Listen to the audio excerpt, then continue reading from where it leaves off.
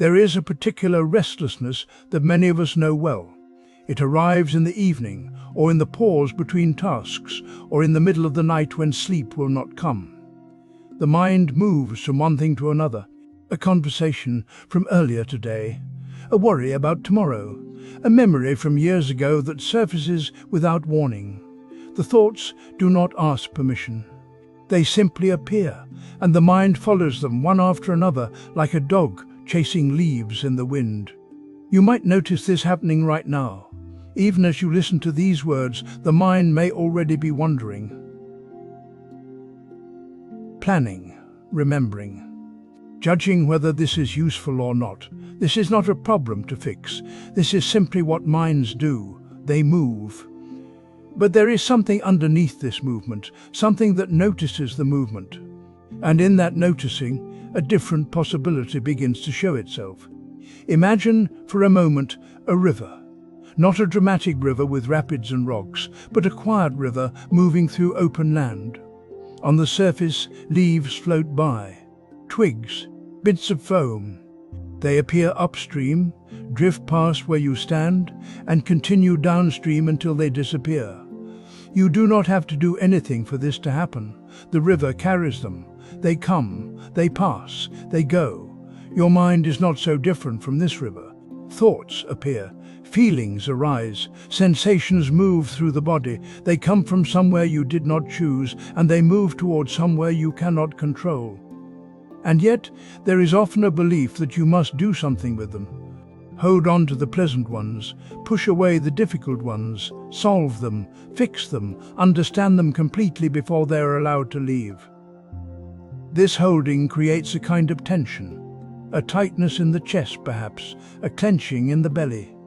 The jaw sets. The breath becomes shallow. You are no longer standing by the river, watching what passes. You are in the river, grabbing at the leaves, trying to examine each one, trying to decide which ones matter. The Buddha spoke often about this. He called it clinging. Not as a moral failure, but as a simple description of what happens when the mind grasps. When we cling to a pleasant experience, wanting it to stay, we create tension. When we cling to an unpleasant experience, pushing it away or trying to solve it immediately, we create tension. Even when we cling to a neutral experience, trying to make it mean something or fit into our story of ourselves, we create tension. And where there is clinging, there is suffering. Not always dramatic suffering. Sometimes just a low hum of unease, a sense that something is not quite right, a feeling of being slightly out of step with life as it actually is. You can feel this in the body if you pay attention. Let your awareness settle for a moment into your breathing, not changing it, not making it deeper or slower, just noticing the breath as it is. The coolness as air enters, the warmth as it leaves. The small pause between breaths. Notice if there is any effort in the breathing, any holding, any sense that you are doing the breathing rather than simply allowing it to happen. The body breathes whether you think about it or not. It has been breathing since you were born. It will continue until you die. There is nothing you need to add. This is the first taste of letting things pass. The breath comes in. You do not hold it. The breath goes out. You do not chase it. There is a natural rhythm, a natural release happening all the time. The same is true for thoughts, for emotions, for the sensations that move through the body. They arise because conditions have come together for them to arise.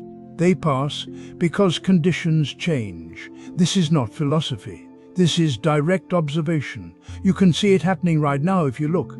A sound occurs somewhere near you, perhaps a distant voice, perhaps the hum of a machine, perhaps silence itself. The sound appears in your awareness. You did not call for it. You do not have to keep it. It simply is, and then it is gone, replaced by the next moment of hearing. Like the river carrying leaves. They come, they pass, they go.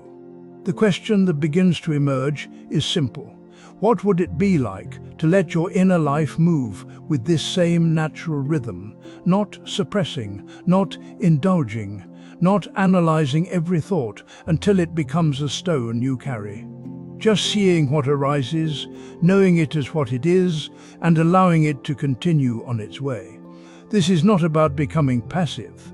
It is not about no longer caring. It is about recognizing a basic truth. Most of what moves through the mind does not need your intervention. It is already passing. The freedom comes when you stop standing in its way. So we begin here with this simple practice. Returning to what is actually present. The breath moving. The body sitting or lying down. The sounds appearing and fading. And when the mind wanders into its familiar patterns of holding and pushing, we notice that too. We see the grasping as it happens. And gently, without force, we return to the river. There is a tightness we carry. Maybe it's in the jaw, maybe the shoulders. Sometimes it lives in the belly or the hands.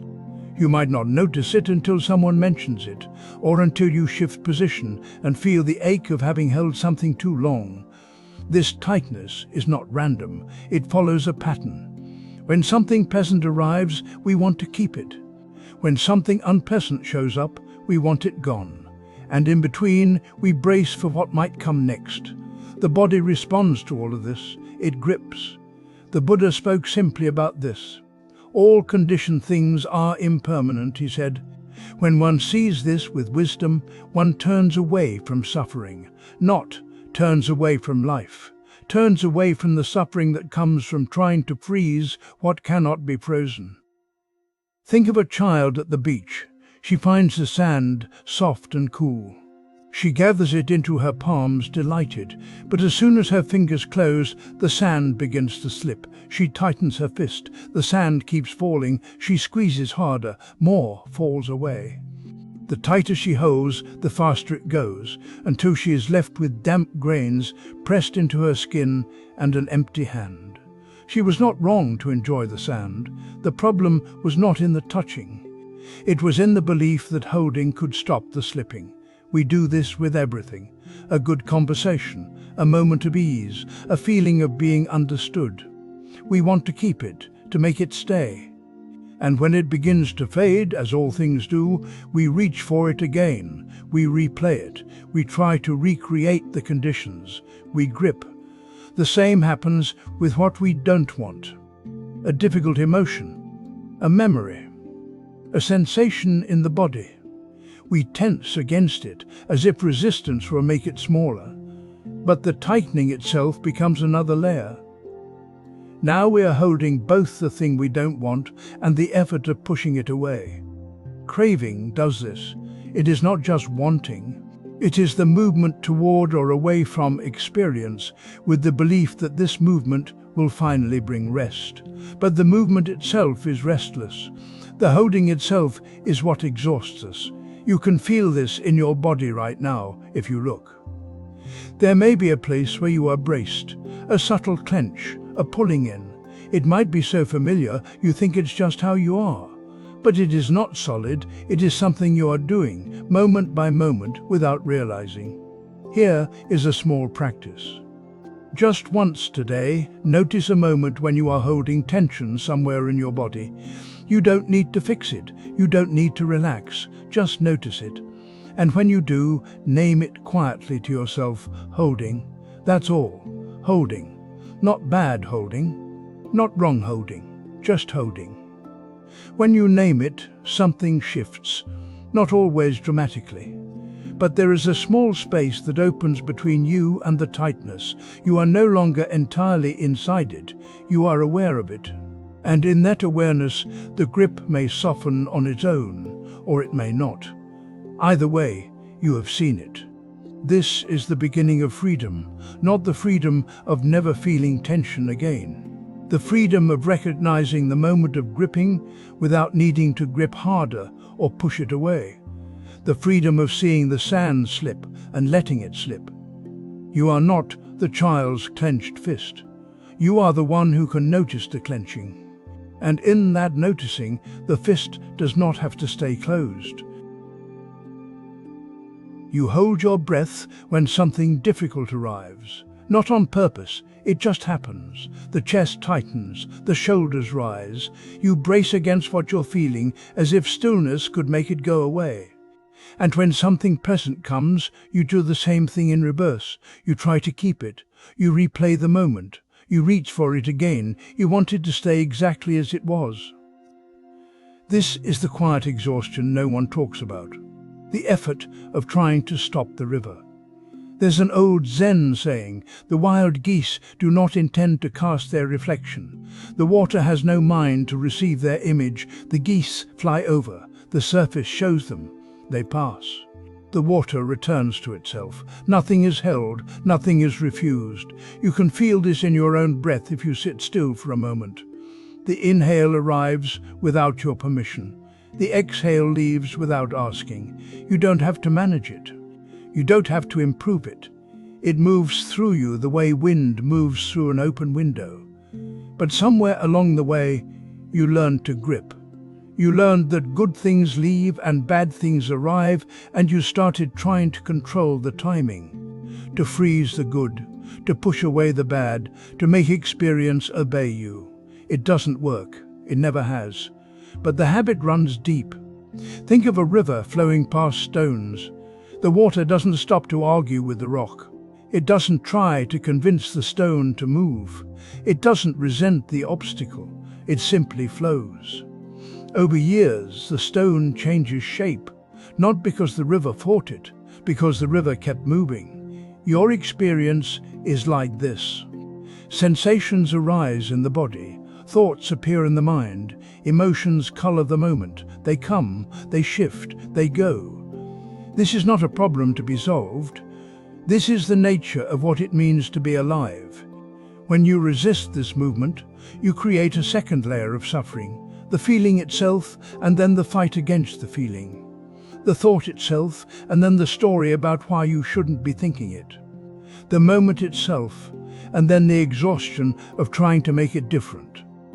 Aversion is subtle. It doesn't always look like anger or fear. Sometimes it looks like distraction.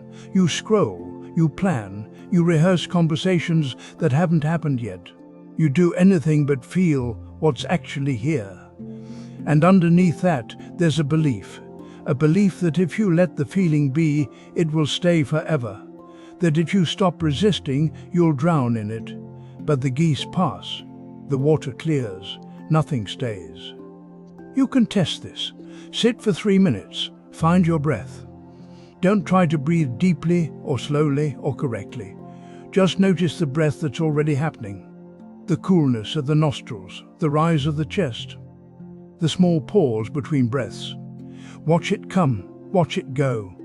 When your mind wanders, and it will, just return. No judgment, no frustration, just the simple fact of breathing. You'll notice something. The breath doesn't need your help. It's been breathing you since the day you were born.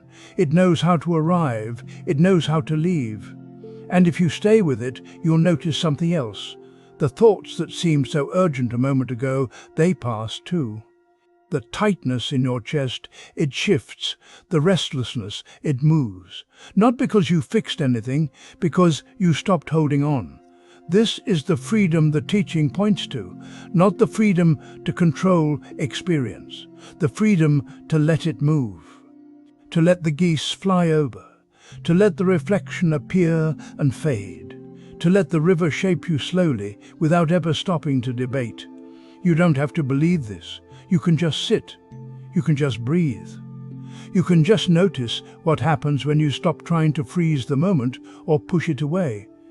When you let your experience be as fluid as it actually is. The water has no mind to receive the image. It doesn't prepare. It doesn't perform. It simply reflects what passes over it and then returns to stillness. Not because it's trying to be wise, because that's its nature. Your awareness is like this, open, receptive, naturally clear when you're not cluttering it with resistance. The breath comes and goes, the sensations rise and fall, the thoughts appear and dissolve. And underneath all of it, there's a quiet capacity to simply be with what is, without needing to make it stay or make it leave. You wake with a weight in your chest. You didn't ask for it. You went to sleep without it, and now it's here. Or a thought arrives while you're washing dishes, sharp, unkind, about yourself or someone else. You didn't summon it, it simply appeared. This is one of the strangest parts of being human. Thoughts and feelings show up without permission, and yet we take them so personally. We say, "I am anxious," as if anxiety were woven into the fabric of who we are. We say, "I can't stop thinking this," as if the thought belonged to us, as if we signed for it at the door. But if you watch closely, you'll notice something. The feeling that arrived this morning, it's not the same now, it has shifted. Maybe it's softer, maybe it's moved to a different part of the body, maybe it's gone entirely and you didn't even notice it leave. In the early teachings there's a simple observation: feelings arise and pass away. This is their nature. They are not yours, not yours. Not in the sense that you don't experience them, you do. But in the sense that they don't define you. They don't stay. They come from conditions you didn't create, and they dissolve when those conditions change. Think of clouds drifting across the sky. They appear from nowhere. Some are heavy and dark, some are light and quick. They move across the open space, and then they dissolve. The sky doesn't hold them. The sky doesn't become the cloud. You are more like the sky than the cloud. When anger arises, it feels total. It feels like the only thing that's real. But if you stay with it without feeding it, without arguing with it, you'll notice it has edges. It has a beginning. It moves. And eventually it fades. The same is true for sadness, for fear, for that low hum of irritation that colors a whole afternoon. These are visitors. They come. They stay for a while. They go. The problem is not that they come. The problem is that we grip them. We say, "This is me, this is my anxiety, my anger, my sadness." And in that claiming, we make them solid, we make them ours, but you can meet them differently. When a strong emotion arises, you can pause. You can feel it in the body, the tightness, the heat, the heaviness. And then, silently, you can say, "This too is visiting," not as a way to push it away, not as a trick to make it disappear, but as a way to see it clearly, to recognize that it came and it will go, just like the last one did. This too is visiting. You don't have to believe it at first, you just say it. You let the words create a little space between the feeling and the one who feels it. You let yourself notice that there is a difference. The feeling is here, you are aware of it. Those are not the same thing. When you practice this, you're not trying to become someone who never feels anything. You're learning to stop collapsing into what arises. You're learning that you can experience something fully without becoming it. A thought can move through you, like wind through a field. It doesn't uproot you. It doesn't change the ground. This is the freedom the teaching points to. Not the absence of difficulty, not a life where nothing hard ever comes, but the ability to let things pass, to see them come and go without adding the story that they are you, that they will last forever, that you have failed because they appeared. You begin to see that feelings are like weather. They have patterns, yes. They return, yes. But they are not permanent. They are not solid. And they are not who you are. The sky remains. The clouds drift.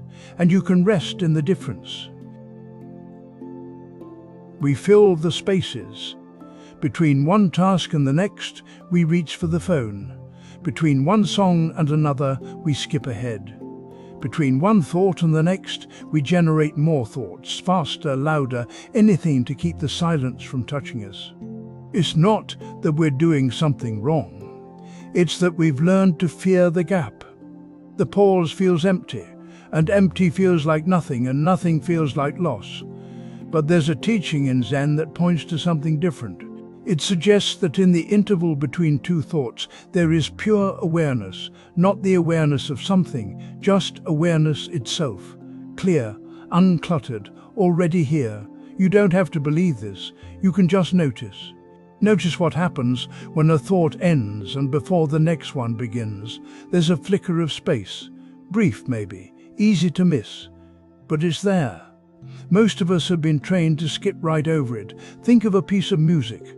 Not the notes themselves, but the silence between them. That's where the melody breathes. Without those pauses, the notes would blur into noise. The silence isn't empty. It's what lets the music be music. Your mind works the same way. Right now, you might be listening to these words, and between them there are tiny gaps.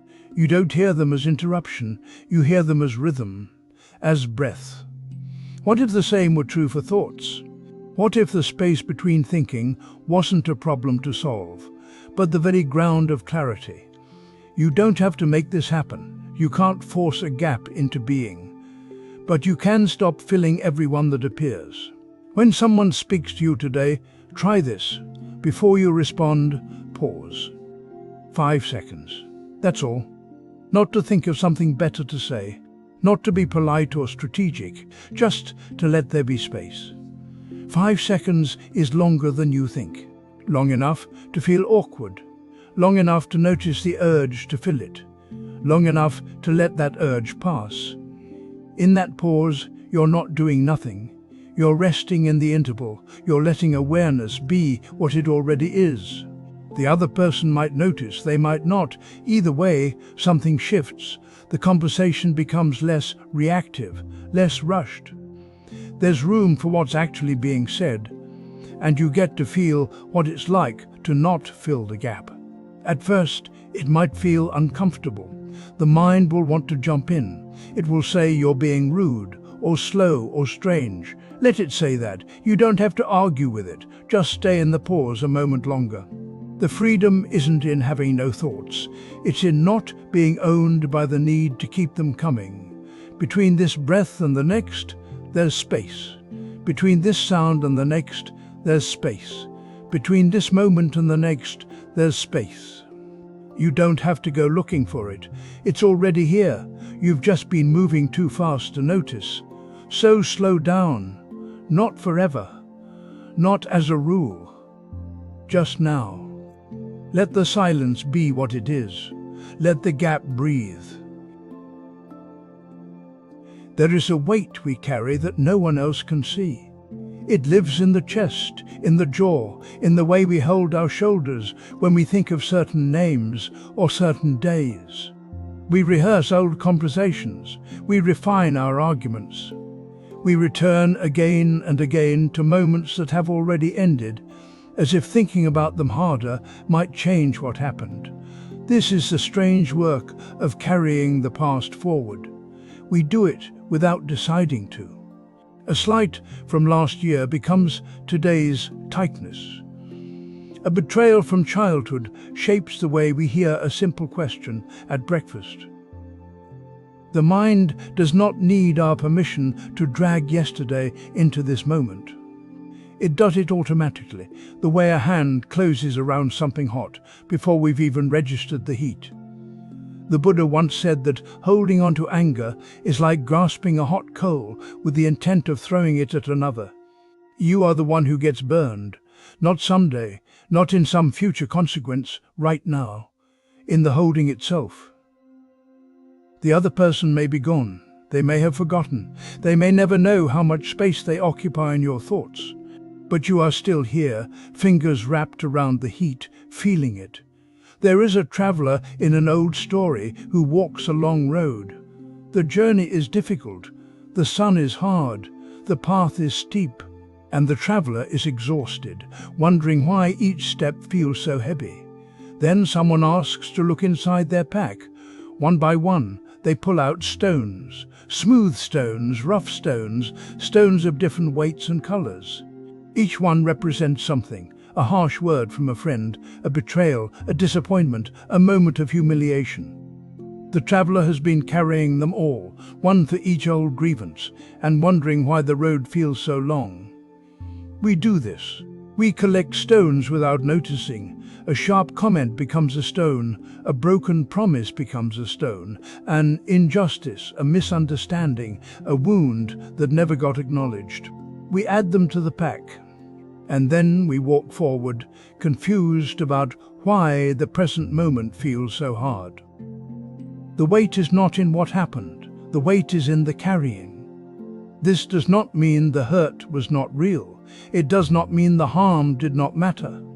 It means that replaying it, tightening around it, feeding it with attention does not undo it. It only makes the pack heavier. You can feel this in the body. When you think of someone who hurt you, notice what happens. The breath shortens. The belly hardens. The face tenses. This is not memory. This is present suffering, created now by the way attention is being held. The past is not happening, but the grasping is. There is a small practice that makes this visible. Take a piece of paper, write down one resentment, just one, name it clearly, the person, the event, the feeling. Then read it aloud once. Let yourself hear it. Then tear the paper slowly, not violently, not with drama, just slowly, strip by strip, until it is in pieces. Notice what happens in the body as you do this. Notice the resistance. Notice the part of you that does not want to let go, that insists the anger is justified, that holding on is a form of loyalty to your own pain. Notice that too. You do not have to argue with it. The tearing is not about forgiveness. It is not about pretending something did not hurt. It is about seeing clearly that carrying it forward is a choice, and that choice has a cost. When the paper is torn, the event does not disappear from history, but something shifts in the way you are holding it. The grip loosens. The heat is no longer pressed into the palm. This is the freedom found in letting things pass, not in fixing the past, not in making sense of it. Not in getting the apology you deserved, but in setting down the stone, in opening the hand, in allowing what has already ended to be over. The road is long enough without the extra weight. And the present moment, when it is not crowded with yesterday's pain, has room for something else. Not happiness necessarily, not relief, just space, just breath. Just the simple fact of being here now, without dragging the whole history of hurt along. You wake feeling heavy. The weight sits in your chest, dull and familiar. Without thinking, you assume this is how the day will be. This is how you are now. The mind narrows around the feeling and begins to build a story. This mood becomes your identity. You forget that an hour ago you felt different. You forget that tomorrow morning you might wake lighter. We do this with anger too, with restlessness, with joy even. Whatever arises, we treat it as permanent. We act as if the current state will last forever. We make decisions from inside the feeling, as if the feeling were a fixed truth. But there is an older teaching, simple and direct. All phenomena arise and pass. See this clearly and be free. Not as philosophy, as observation. Think of morning fog. You wake and the world is grey. The hills are gone. The road disappears 20 feet ahead. It feels total. It feels like the fog has always been there and always will be. You cannot imagine the air any other way. Then the sun rises. Within minutes the fog begins to thin. Within an hour it is gone. The hills return. The road stretches out clear and long. You see how temporary it was. How complete the illusion felt while you were inside it. Moods are like this. Thoughts are like this. Sensations in the body are like this. They arrive with such presence, such weight, that we believe they are solid. We believe they are us. But they are fog. They are weather moving through. You do not need to take this on faith. You can see it directly. Set a timer for 1 minute. Sit somewhere quiet. Close your eyes or soften your gaze. Bring your attention to your body. Notice what is here. A tightness in the shoulders perhaps, a coolness in the hands, a faint hum of energy in the chest. Now stay with it. Do not try to change anything, just watch. Notice the breath. It moves in, it moves out. It does not stay still. Notice the sensation of contact where your body meets the chair. It shifts slightly. A pressure becomes lighter. A numbness becomes tingling. Notice a thought. It appears. It moves across the mind. It fades. Another one comes. You did not summon it. You do not control when it leaves. Notice the quality of your attention itself. At first it might feel sharp. Then it softens. Then it wanders. Then it returns. All of this happens in 1 minute. The body is not still. The mind is not still. Everything is moving, arising and passing, appearing and dissolving. You are not watching something static. You are watching a river. When the timer sounds, open your eyes. Notice how different this moment is from the moment you began. Not dramatically different perhaps, but different. The mood has shifted, even slightly. The sensation has changed. The thought you were holding is gone. This is not a trick. This is what is always happening. We just do not notice. We look at the fog and call it permanent. We look at the mood and call it who we are. But once you see change happening in real time, something loosens. The next time a heavy feeling arrives, you might remember, this too is moving. The next time a thought grips you, you might notice it is already beginning to pass. You do not have to push it away. You do not have to fix it. You only have to see it clearly. All phenomena arise and pass. The seeing itself is the freedom. There is something in you right now that you wish would leave. Maybe it arrived this morning. Maybe it has been with you for weeks. A tightness in your chest, a thought that loops, a feeling you cannot name but also cannot ignore. And so you push. You try to reason it away. You distract yourself. You tell it to go. But it does not go. It stays. And the more you push, the more solid it becomes. The more you resist, the more it presses back. This is the strange mathematics of inner life. What we force away grows heavier. What we refuse becomes louder. There's an old teaching that says, meet all guests at the door laughing and invite them in. Each has been sent as a guide. Not because suffering is good, not because pain should be celebrated, but because the door is already open. The guest is already here. Imagine this. Someone knocks. You open the door and see a figure you do not want to see. Worry, perhaps, or grief, or shame. Your first instinct is to push them back out into the street. You lean your weight against the door. You tell them they are not welcome, but they do not leave. They stand there, and now you are stuck. One hand on the door, your whole body braced. All your attention locked in this effort to keep them out. But they are already in. This is what we do with difficult feelings. We spend so much energy trying to evict what has already entered. We exhaust ourselves in a fight that cannot be won this way. What if you step back from the door? What if you let your hand fall to your side? Not because you want this visitor, not because you are giving up, but because you see that pushing has not worked, that resistance has become its own kind of suffering. You do not have to like them. You do not have to serve them tea. You only have to stop blocking the doorway. When discomfort arises, place your hand on your chest. Feel the warmth of your palm against your body and say quietly to whatever is there, I see you. You can stay as long as you need. This is not surrender. This is not defeat. This is the beginning of something else. A kind of space, a kind of breath. You are not agreeing with the thought. You are not making the feeling permanent. You are simply acknowledging what is already true. It is here. And for this moment, you do not have to fight it. Your hand on your chest is an anchor. It brings you back to your body. It reminds you that you are larger than what you feel, that you can hold this without being consumed by it. The visitor does not need your agreement. It does not need your approval. It only needs to be seen.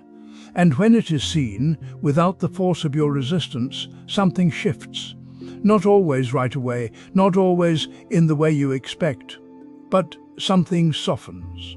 You may notice your breath deepening. You may notice the tightness in your shoulders releasing slightly. You may notice that the feeling which seemed so solid has texture now, edges, movement. It is not a wall, it is weather. And weather passes, not because you command it, not because you deserve it, but because that is its nature. Everything that arises also falls away. Everything that comes also goes. Your only task is to stop standing in the doorway, to stop spending all your strength on a door that is already open. Place your hand on your chest, feel the rise and fall of your breath, and say it again if you need to. I see you. You can stay as long as you need. This is compassion, not for the visitor, for yourself, for the one who has been pushing so hard for so long, for the one who is tired. You do not have to push anymore. There is a kind of tightness that appears when something good happens. A warm conversation, a perfect meal, a moment of ease in the body.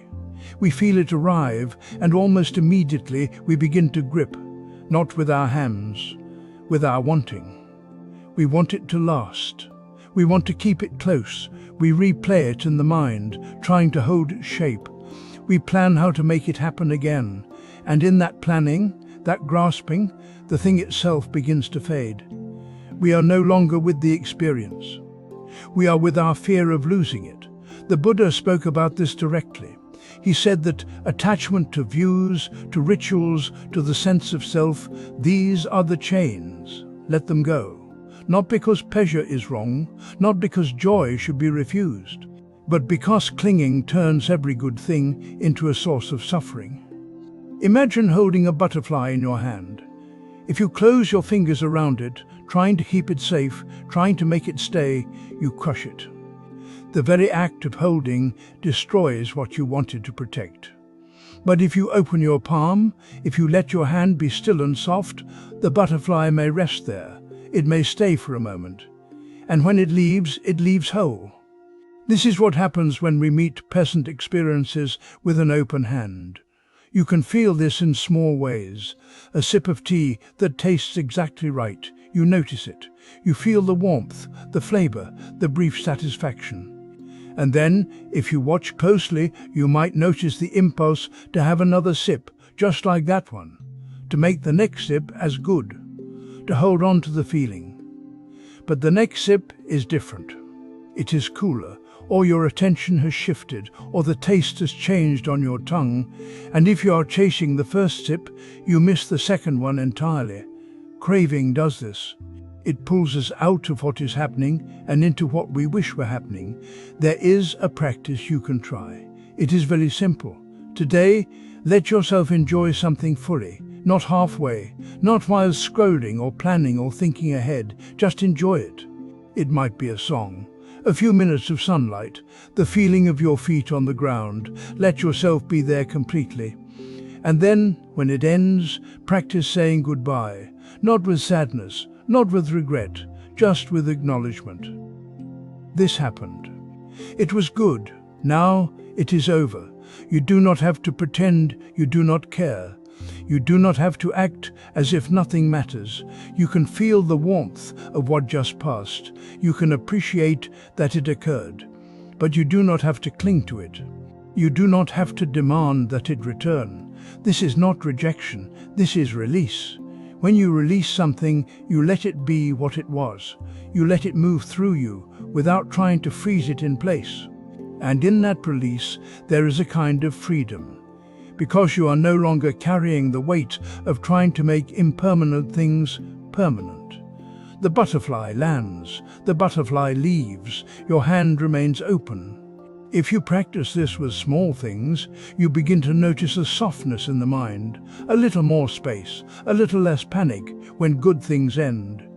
You start to see that letting go does not mean you loved it less. It means you loved it clearly.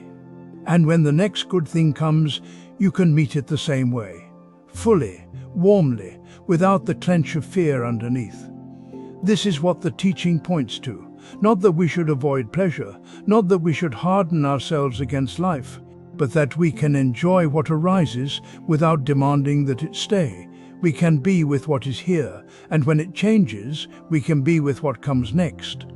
The open palm does not lose more than the closed fist. It simply does not break what it holds. We spend so much energy trying to hold on. We grip our plans, our moods, our preferences. We want the pleasant moments to stay and the difficult ones to leave on our terms. And in all this effort, we miss what the body has been teaching us since the first moment we arrived in this world. The breath comes in, the breath goes out. Right now, without any decision from you, air is moving through your body. It enters, it fills, it releases, and then it happens again. Thousands of times each day, this movement continues. You do not have to remember to breathe. You do not have to schedule it or force it. The body knows. In the Theravada tradition, teachers point to this simple rhythm as a doorway. They say that in the breath, all of the Dhamma can be found. Not because the breath is sacred or special, but because it shows us something we keep forgetting. It shows us that letting go is not something we must learn. It is something that is already happening. Think of the tide. It arrives at the shore with fullness and weight. It touches the sand, the rocks, the edge of the land. And then, without hesitation, it withdraws. It does not cling to the shore. It does not ask permission to leave. The water simply moves back into itself, and the rhythm continues. The tide knows exactly when to arrive and when to withdraw, without effort or thought. Your breath moves this way too. The inhale comes. It fills the lungs, the chest, the belly. There is a brief fullness. And then the exhale begins. The air releases. The body softens, and if you pay close attention, you will notice something quiet and profound.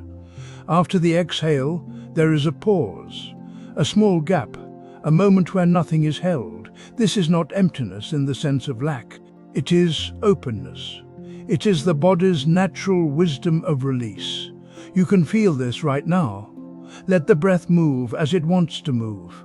Do not try to control it or make it deeper or slower. Just notice. The air comes in, the air goes out. And after the out-breath, there is a tiny stillness. A moment where the body rests in its own rhythm, not holding, not grasping, just being. This pause is always there. You have lived through it thousands of times today alone. But we rarely notice it because we are already moving toward the next thing, the next thought, the next task, the next worry. What if you stayed with the pause just for a breath or two, not to achieve anything, not to become calm or peaceful or enlightened, just to notice what the body already knows? That holding is optional. That release is built into the design of being alive. The breath does not ask you to let go. It simply does. The exhale does not consult your preferences. It moves out, and the body trusts that the next inhale will come. There is no fear in this, no negotiation, just the quiet rhythm of arriving and releasing. This is not a metaphor for life. This is life, right now, in your chest, in your belly, in the small movements of air that you did not create and do not control. When you notice the pause after the exhale, you are noticing freedom. Not the kind of freedom that comes from getting what you want or avoiding what you fear. The kind of freedom that comes from seeing that nothing needs to be held, not even the breath. Sit for a moment if you can, or lie down. Let your body settle into whatever surface is beneath you, and just breathe, naturally, without effort. Notice the inhale, notice the exhale, and then, with gentle attention, notice the pause. That small gap where the body is not doing anything, where it is simply resting in the space between holding and releasing. You do not have to make this happen. It is already happening. You are just noticing. And in that noticing, something shifts. Not dramatically, not all at once, but quietly. The body reminds you that letting go is not a failure. It is not a loss. It is the way things move, the way the tide withdraws, the way the breath releases, the way life itself unfolds when we stop insisting it be otherwise. The pause is there, after every exhale, waiting for nothing, holding nothing, just open, just free. There is a moment just after something ends. A conversation finishes, a song stops, the last guest leaves, and in that moment, before anything else begins, there is a kind of openness. Most of us do not stay there. We reach for the phone. We turn on music. We begin the next task. We fill the space so quickly we barely notice it was there at all. This is not wrong. It is simply what we do. But underneath this habit is a quiet fear. The fear that emptiness might swallow us. That silence might reveal something we are not ready to see. That if we stop filling the cup, we will have nothing at all. There is an old teaching in Zen, simple and strange. The usefulness of a cup is in its emptiness, not in the clay, not in the shape or the glaze, in the space that holds nothing. That is where water can go. That is where tea can rest. Without that emptiness, the cup is only a lump of earth. We are not so different. When every hour is spoken for, when every silence is covered, when every pause is bridged immediately by the next thing, there is no room for anything new to arrive. No room for rest. No room for the small, quiet knowing that sometimes comes when we are not trying to know anything at all. Imagine a room that has been filled with furniture for years, chairs and tables and boxes stacked in corners. You move through it carefully, stepping around what is already there. The light from the window barely reaches the floor. You have learned the shape of the room by what it contains. Then one day you clear it, not because you should, not because someone told you to, just because you wonder what it would be like. You move the furniture out, piece by piece, until the room is bare. And then you see it. The light. It pours in from the window and touches the far wall. It spreads across the floor in a way you would not notice before. The room is larger than you thought. The air moves differently. There is space now. Space to breathe, space to sit, space for something you did not plan. This is not emptiness as loss. This is emptiness as possibility. When we let something pass without replacing it, we discover what was always underneath. Not a void, not a collapse, just a kind of openness, a stillness that does not need to be filled. You can touch this directly, not as an idea, as an experience. Sit in a quiet room for 10 minutes, no music, no task, no phone in your hand, just the room and your breath, and the silence that is already there. You do not need to do anything with the silence. You do not need to make it holy or productive or calm. You are simply sitting in it, noticing it, letting it be what it is. At first, the mind will offer things, thoughts about what you should be doing, plans for later, memories from earlier. This is normal. The mind is used to filling space. You do not need to fight it. Just notice. A thought comes. It passes. Another thought comes. It passes. And in between, there is a gap. A small opening. A moment where nothing is being added. That gap is the emptiness of the cup. You might feel restless. You might feel bored. You might feel a strange kind of discomfort, as though you are supposed to be doing something and you are failing by sitting still. This too will pass. It is only the habit of filling, asking to be fed. You do not need to feed it. You can let it ask. You can let it settle. And as you sit, something else may begin to show itself. Not dramatically, not with fanfare, just a quiet sense of space. The room around you. The breath moving in and out. The silence that is not empty at all, but full of small sounds. The hum of the refrigerator. The air moving past the window. your own heartbeat, steady and unhurried. You are not doing this to become calm. You are not doing this to fix anything. You are simply letting something pass without filling the space it leaves behind. You are discovering what the space offers when you do not cover it immediately. This is the freedom, not in having more, not in doing more, in letting the cup stay empty long enough to remember what it is for.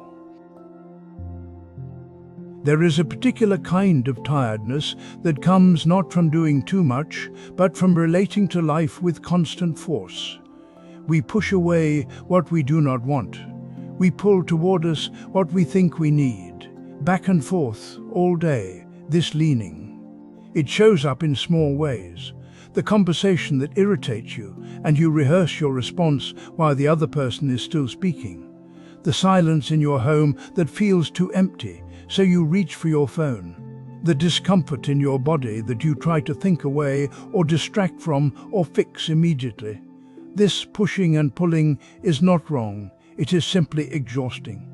And underneath it is a belief that things should not be as they are.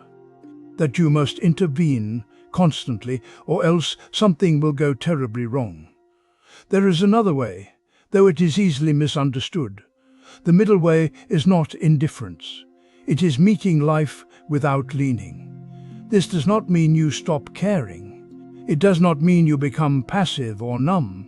It means you stop adding the extra layer of force, the constant effort to make this moment different from what it is.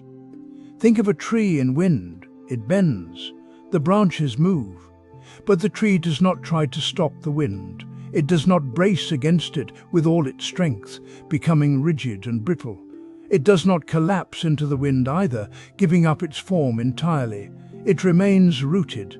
It remains itself. And it allows the wind to pass through. You can meet your life this way, not by forcing things away, not by clinging to what feels good and safe, but by being present, upright, and allowing what arises to move through you. Equanimity is the word sometimes used for this, but the word can sound cold, distant. What it actually feels like is a kind of steadiness, a quiet strength that does not need to control everything. You can feel angry without becoming anger. You can feel sadness without drowning in it. You can notice desire without being pulled off course. The feeling arises. You see it. You do not add to it. You do not push it down. You let it be what it is, and you notice that it changes on its own. This is not a skill you master once and carry forever. It is something you return to again and again. In small moments, when someone says something that stings and you feel the urge to defend or attack, you pause, you feel the heat in your chest. You do not act from it immediately. You do not suppress it either. You simply notice, the heat is here, the thought is here, and you are still breathing. Or when you are alone and restlessness rises, the pull to fill the space with noise or activity or scrolling, you feel it, you name it quietly, restlessness, and you stay, just for a moment longer than usual. You let the restlessness be present without solving it. You notice it has a texture, a location in your body, and you notice that it shifts, even slightly, when you stop fighting it. The practice is small. Notice one situation today where you can simply be present without trying to change or escape it. Not a crisis, not something overwhelming, just one ordinary moment where your habit is to lean hard in one direction. And instead, you stay upright. You feel what is happening, you breathe, you do not add force. You might notice that the moment passes on its own. The irritation fades, the craving softens, the discomfort shifts. Not because you made it go away, but because all things are already in motion. They arise, they change, they pass. Your job is not to control this. Your job is to stop interfering with it. This is the freedom, not the absence of difficulty, not a life where nothing bothers you, but a life where you are not constantly at war with your own experience. Where you can stand steady in the wind, bending when you need to, rooted in your own presence, and trusting that the wind will pass. It always does. You hold on to the argument from this morning. You replay the email that stung. You carry the compliment someone gave you 3 days ago, turning it over like a stone in your pocket. And somewhere beneath all this collecting, there is a tiredness. Not the tiredness of effort, but the tiredness of being a place where everything must stay. We think we are the container, the jar that holds water, the room that keeps what enters. And so we work very hard to manage what comes in, to arrange what stays, to protect what we've gathered. But the exhaustion comes from this misunderstanding. You were never meant to be the container. There is a teaching in Zen that arrives quietly, without fanfare. You are not the wave, you are the ocean. The wave rises and falls. It has a shape, a moment, a crash against the shore. But the ocean does not become the wave, it allows the wave. It holds nothing and loses nothing when the wave returns. You are not what passes through you. You are what allows the passing. Think of a window in the early morning. Light comes through. The window does not try to hold the light. It does not say, "This light is mine now, I must keep it." The light touches the glass and moves on, illuminating the room beyond. And the window remains clear.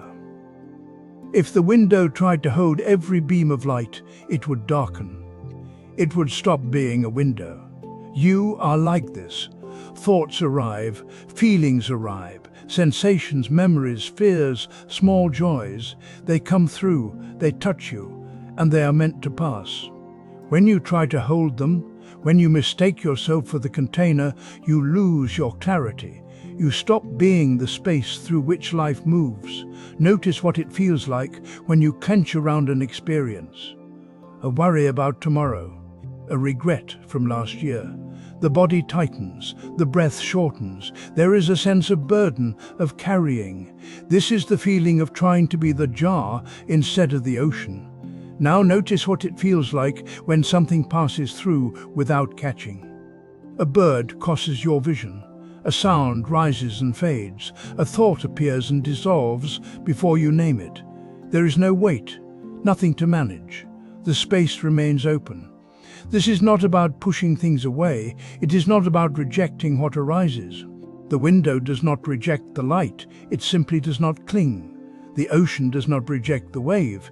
It allows the rising and the falling without becoming smaller or larger. You can begin to sense this freedom in small ways. At the end of your day, before sleep, name 3 things that pass through you without staying. Not things you accomplished, not things you solved, just things that move through. A moment of impatience in line at the store.